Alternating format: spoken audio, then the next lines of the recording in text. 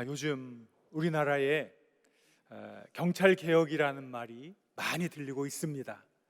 그런데 사실 검찰 개혁뿐 아니라 우리 삶의 모든 부분에서 개혁이 필요합니다. 왜 개혁이 필요합니까? 처음에 의도했던 대로 제대로 되지 않으니까 그 의도한 것들대로 제대로 해보자, 이래서 바꾸는 것이 개혁입니다.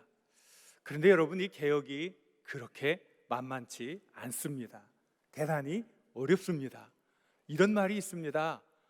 개혁이 혁명보다 더 어렵다. 무슨 뜻일까요? 혁명이라는 것은 어떤 무력으로 상대를 한 번에 제압해서 그 뜻대로 다 하는 거지만, 개혁이라는 것은 여러 가지 요소들이 충족되어야 한다는 거지요. 무엇보다 중요한 것은 도덕성, 가치, 그런 것이 있어야 되고, 그것에 공감하는 사람들이 많아져야 하는 것이고, 공감하는 많은 사람들이 일회성 행사로 끝나지 않고 그것을 삶 속에서 실현해 지속적으로 해나갈 때 개혁이 성공된다는 겁니다. 참 개혁은 말처럼 쉬운 것이 아닙니다. 오늘 우리들이 읽은 이 말씀 속에는 개혁의 한 장면을 우리에게 보여주고 있습니다. 주전 722년이니까 지금으로부터 약 2700년 이전에 북이스라엘이 멸망당하지요. 그리고 남쪽 유다만 이렇게 생존해 있을 때였습니다. 지금으로부터 한 2640년 전에 8살이었던 요시야가 왕이 돼서 31년을 다스리게 됩니다. 그런데 그 시대는 참 어려운 시대였어요. 북이스라엘을 멸망시킨 아수르라는 큰 나라가 점점 기운이 쇠하고 있었지만, 또 다른 큰 힘 있는 바벨론이라는 나라가 이렇게 성장하고 있었어요.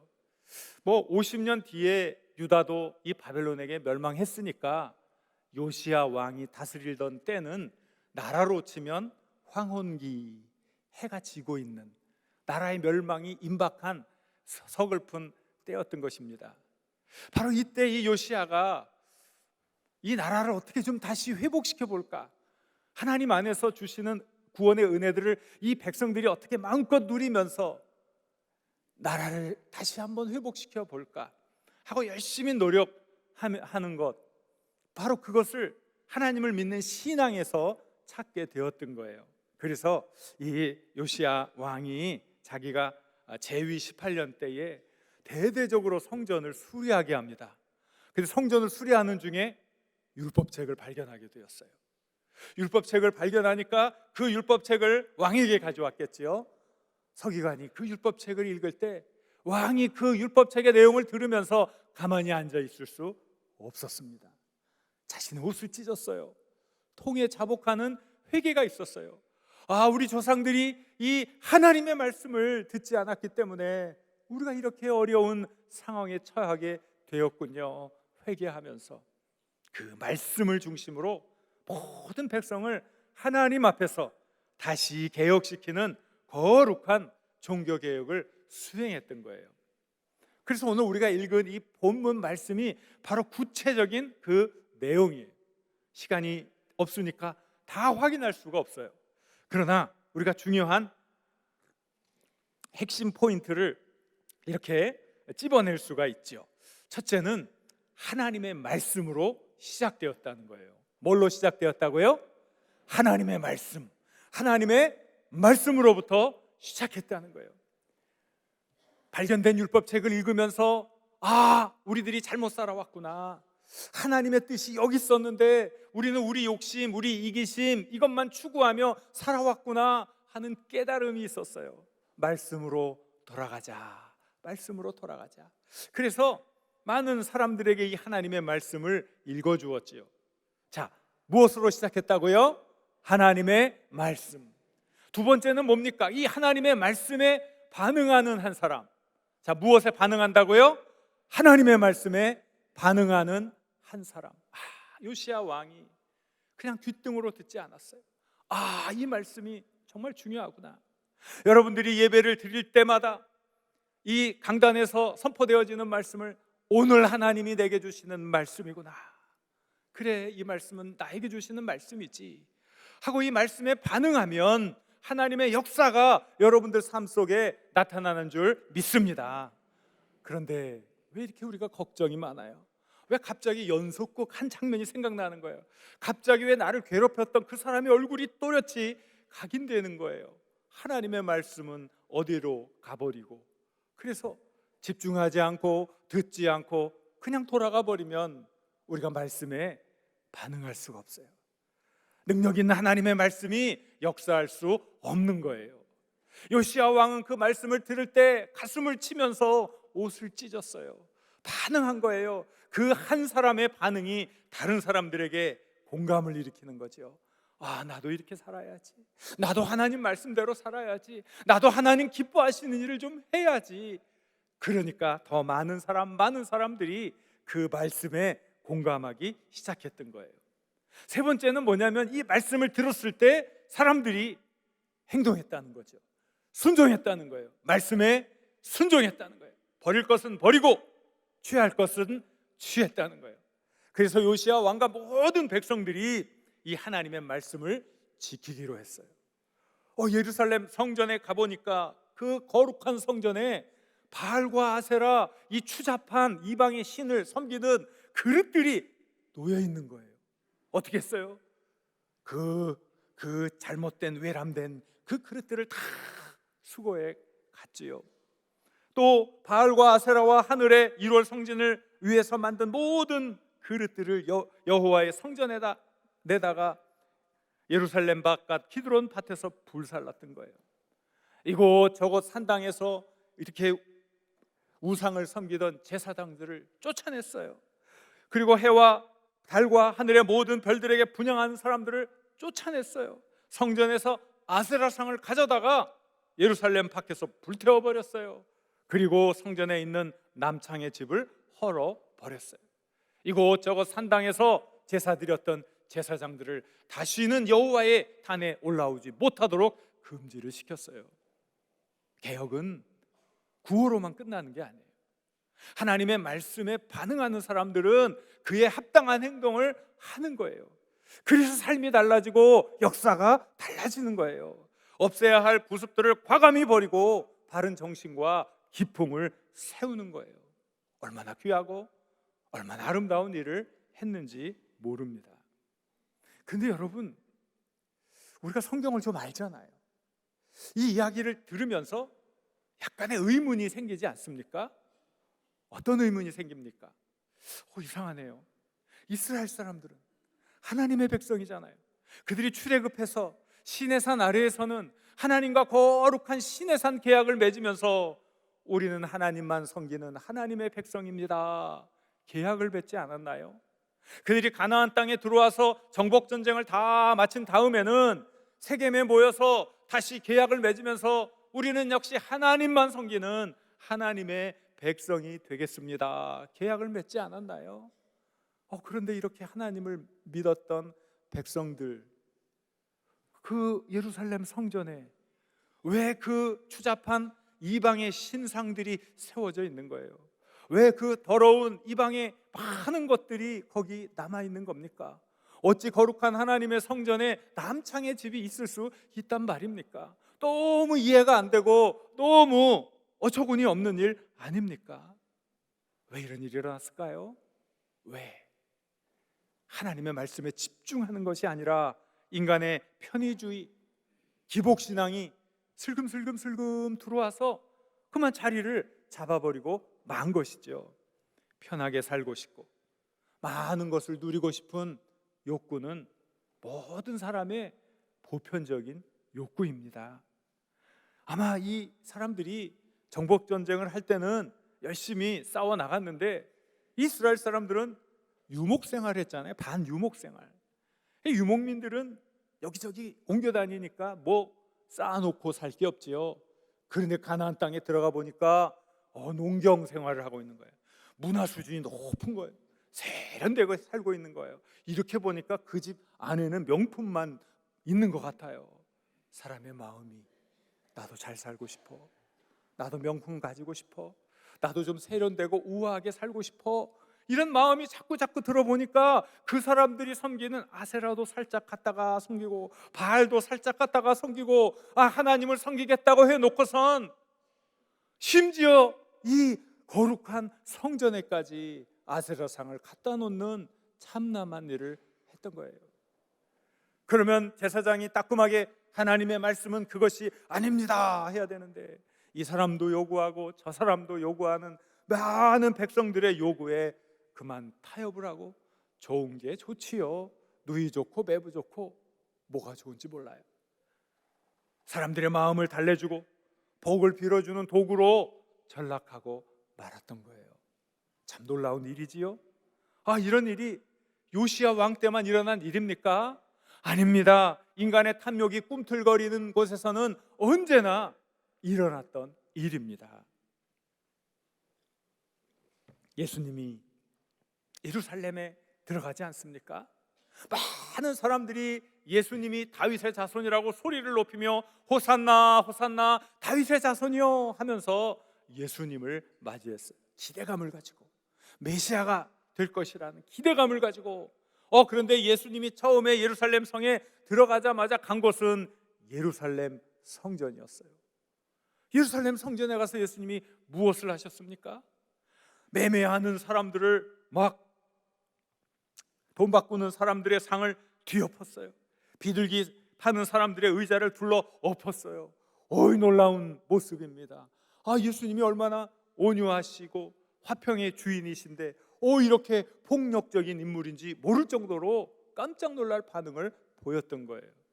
왜 그랬을까요? 예수님이 그들에게 얘기하는 거예요.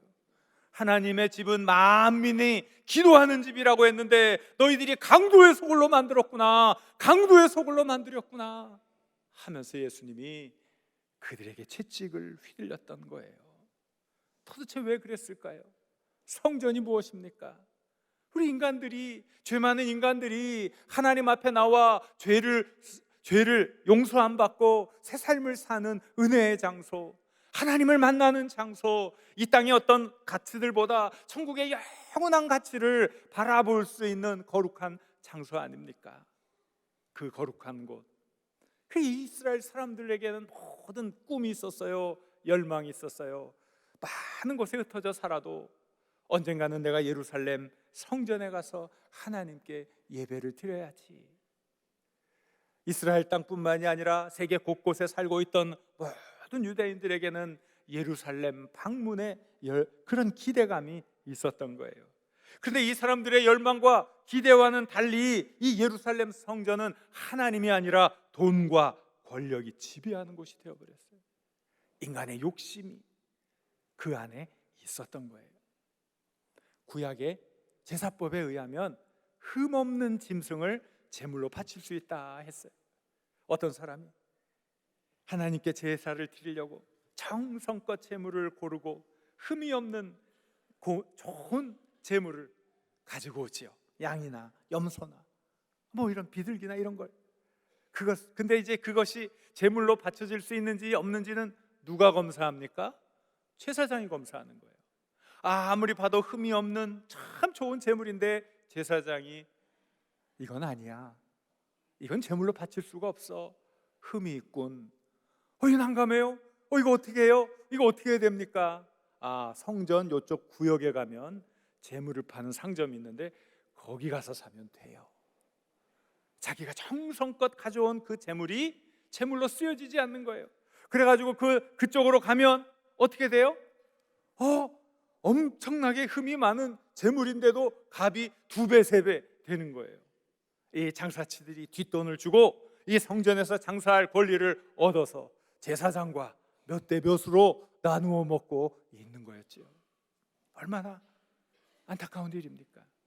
또 유대인들은 해마다 성전세를 내야 했어요. 그런데 그 당시는 로마 제국이 지배하고 있던 때였어요. 그러면 로마 사람들이 쓰는 그 돈을 내야 되는 것 아닙니까? 그런데 이곳은 거룩한 곳이니 우리 조상들이 옛날부터 썼던 shekel화로 성전세를 내야 돼. 그리고 자기들이 그 shekel화를 주조를 하는 거예요. 그러면은 돈을 가지고 온 사람이 자기 돈으로 성전세를 낼 수 없으니까 어떻게 해야 돼요? 해외여행 안 가보셨죠? 여러분, 한국동 가면 받아요? 뭐 요즘에는 우리나라도 힘이 있어서 받는 곳도 있지만, 그럼 여행 가려면 어떻게 해야 돼요? 딱 답이 나오네. 환전해야 되잖아요. 모든 사람이 쓰는 그 로마의 화폐를 쓸 수가 없는 거예요. 그래서 세계라로 바꿔달라 그러면 환율이 지멋대로, 환율이 없는 거예요. 그러니까 이게 어마어마한 폭리를 막 취하는 거죠. 성전의 환전상들, 제사장들이 5대5로 먹자, 7대3으로 먹을까, 이런 일을 하고 있었던 거예요. 제사장들이 하나님께 거룩한 예배를 드리고 하나님을 만나 우리 인간의 이 문제가 해결되고 하나님의 영광을 체험하고 새 삶을 살 수 있도록 해줘야 될 이 성전에서 이 거룩한 일을 가지고 장사를 하고 있었던 거예요. 강도의 소굴로 만들고 있었던 거예요. 그래서 예수님이 너무나 안타까워서 그 성전을 뒤엎는 일을 하셨던 것이지요. 오늘이 어떤 날입니까? 종교개혁 기념 주일이에요. 로마 제국 처음에는 기독교가 핍박을 많이 받았어요. 그런데 건실한 사람들이 많이 예수님을 믿으면서 점점 이 사회가 바뀌고 이제는 기독교가 국교가 되었어요. 이제는 다른 종교를 믿는 사람들이 핍박을 받는 상황으로 바뀌었어요. 얼마나 이제 기독교가 힘이 세었는지 중세까지는 가톨릭 교회의 권력이 세상 권력을 능가하게 돼가지고 어느 경우에는 황제가 교황 앞에 와가지고 겨울에 3일 동안 빌었던, 그래서 이 세계 역사에 나오는 카노사의 굴욕이다, 이런 사건이 있을 만큼 교회 권력이 세상을 지배하고 있었던 거예요. 부패하기 시작했어요. 거룩한 성직을 팔고 사는 일들이 벌어졌어요. 사제나 수녀들의 성적 타락이 만연했어요. 교회가 하나님의 영광을 빙자해서 나쁜 이들의 사리사욕과 정치적인 야욕을 이루는 기관으로 전락해버리고 말았어요. 그런데 그 안에서, 가톨릭 교회 안에서 성장했던 수도사들, 또 신부들이 성경을 읽다가 깨닫는 거예요. 하나님의 말씀을 읽다가 깨닫는 거예요. 아닌데, 하나님의 말씀은 이건데 왜 우리 교회는 지금 이렇게 잘못을 하고 있지? 그러면서 그들은 성경을 통해서 발견한 진리들을 이야기하기 시작했어요. 그러니까 로마 가톨릭 교회가 이 사람들을 화형에 처하고 온갖 핍박을 하고 파문을 하고 그렇게 됐던 것이지요. 이 개혁자들은 하나님의 말씀을 많은 사람들에게 전하기 위해서 그 나라 사람들이 이해할 수 있는 말로 이 라틴어 성경말을 번역해서 전해주었어요. 1519년에는 잉글랜드에서 자신들의 조국어, 모국어인 영어로 주기도문을 자기 자녀들에게 가르쳐줬다는 이유로 7명의 이 학부모들이 화형을 당하는 엄청난 일이 일어났던 거예요. 이러한 핍박 속에서 분연히 일어났던 사람들, 하나님의 말씀에 반응해서 나타났던 사람들, 대표적인 인물이 독일의 마르틴 루터, 스위스의 찌빙글리, 그 프랑스의 장 칼뱅, 스코틀랜드의 장 낙스 같은 사람들이, 바로 이 사람들이 그 하나님의 말씀에서 시작해서 그 말씀에 반응하여 말씀대로 살아야지, 내가 목숨을 잃는 일이 있어라도 하나님의 말씀을 붙들고 나가야지, 그 말씀에 반응해서 일어났던 거예요. 이제는 그들에게 삶이냐 죽음이나 이 선택밖에 없었어요. 그냥 성경의 말씀, 하나님의 말씀을 무시하고 가톨릭 교회가 가르쳐주는 대로 세상에 그걸 인정하면 세상의 권력과 부귀를 얻을 수 있는 거예요. 하지만 하나님의 말씀을 붙들고 주장하면 죽을 수밖에 없는 상황이었어요. 하지만 그들은 그 거룩한 일에 목숨을 걸기로 했습니다. 그리고 성경의 진리를 잘 구현할 신앙적인 체계가 필요하다는 걸 알게 되었어요. 정말 중요한 이 신학, 하나님의 영광을 구현하는 그런 신학을 가진 교회, 인간의 공로나 노력이 아니라 전적으로 믿음으로, 은혜로, 하나님의 선물로 구원을 받을 수 있다는 신학을 가진 교회, 교황과 같은 1인 지배의 권력 구조가 아니라 치리를 위해 장로 제도를 가진 교회 등을 만들어야겠다 하고 그 일들을 하나씩 만들게 되었던 거예요. 가톨릭 교회는 자신들의 말을 듣지 않고 이런 일을 하는 사람들을 비난했지요. 그래서 그들을 프로테스탄트 이렇게 불렀어요. 그것은요 아주 나쁜 말이죠. 반항하라는 뜻이에요. 반항하, 저항하는 자들이라는 뜻이에요. 나쁜 배도의 무리들이라는 아주 나쁜 말이에요. 물론 이것은 개혁자들이 쓴 말은 아니에요. 개혁자들은 우리는 복음주의자다, 이반젤리스트다 그렇게 얘기했지만 가톨릭 사람들은 이 말을 이렇게 쓰게 되었어요. 이것이 고유명사가 이제 되어버렸어요. 우리 개신교 신앙을 가진 사람들을 다 프로테스탄트라고 불리게 되었던 거지요. 이 이름이요 가톨릭 교회가 비아냥거리기 위해 붙여진 이름이지만 이 이름은 인간의 탐욕에 타협하지 않고 목숨을 걸고 하나님의 뜻을 따르려 했던 신앙인들에게 붙여진 자랑스러운 이름입니다. 자신의 지위보다 하나님의 영광을 위해 목숨을 건 신앙인들에게 붙여진 자랑스러운 이름입니다. 마틴 루터가 비텐베르크 성교회에 면죄부의 판매를 반대하는 95개조 항목을 내건 1517년을 우리는 보편적인 종교개혁의 시발로 보고 있습니다. 그래서 올해가 502주년이 되는 것입니다. 우리는 이렇게 자랑스러운 믿음의 역사를 가지고 있는 신앙인입니다. 종교개혁을 자랑스럽게 여기고 그 개혁 정신을 힘차게 실천하며 살아가야 합니다. 자랑스러운 일입니다. 그런데 올해 종교개혁 주일은 너무나 부끄럽습니다. 개혁자들의 헌신으로 이루어 놓은 개혁교회를 우리 스스로 부정하는 일을 저질렀기 때문입니다. 올해 본 교단의 총회는 목회지 대물림을 금지하는 헌법이 명백히 살아있음에도 불구하고 한 대형교회의 세습을 허용하는 앞뒤가 맞지 않는 결의를 했습니다. 이 교회의 주인은 하나님이신데, 우리 주님이신데 그런 원리도 다 잃어버리고 세상 사람들이 그토록 소리 높이 외치는 공정이나 정의나 기본적인 상식에도 미치지 못하는 참담한 일을 했습니다. 교회 지도자의 한 사람으로서 저는 여러분들에게 할 말이 없습니다. 정말 죄송하다는 말씀밖에 드릴 것이 없습니다. 그런데 정작 이것이 헌법을 어기고 세습을 한 교회만의 문제일까요?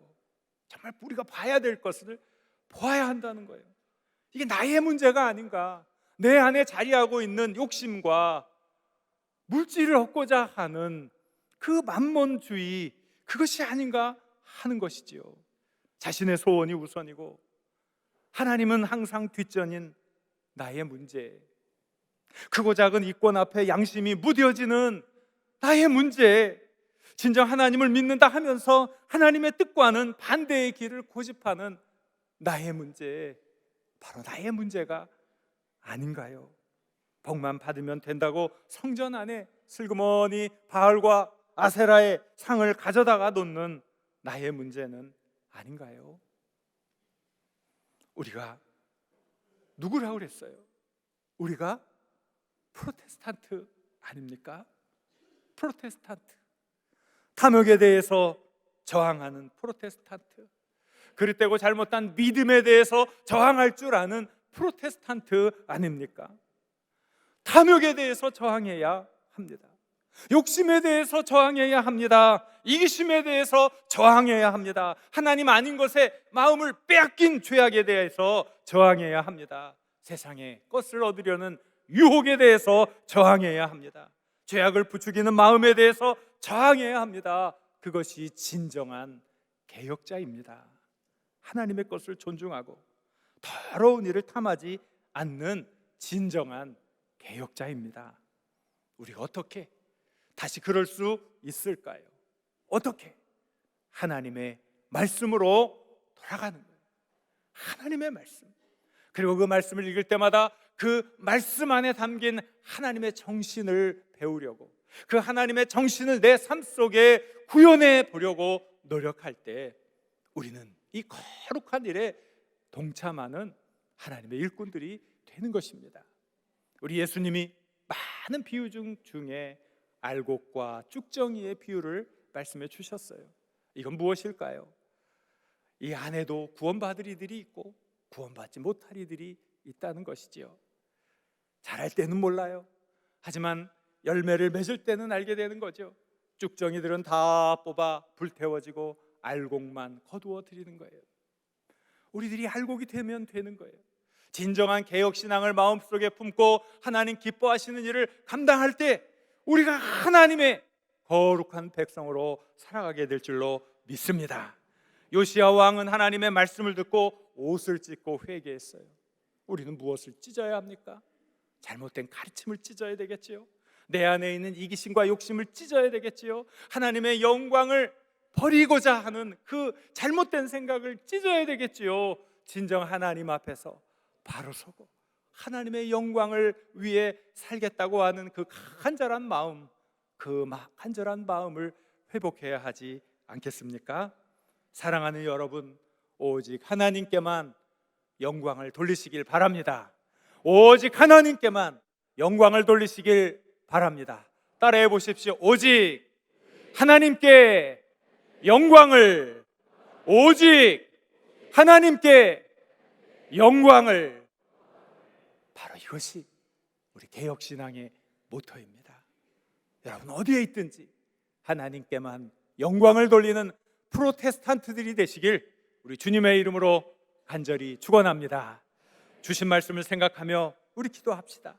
주님, 제 잘못입니다. 저의 잘못과 이 이기심, 욕심 다 찢게 하시고 오직 하나님의 영광만을 위하여 살게 하여 주옵소서. 진정한 프로테스탄트로 살게 하여 주옵소서. 우리 주여 한번 부르고 간절히 기도합니다. 주여.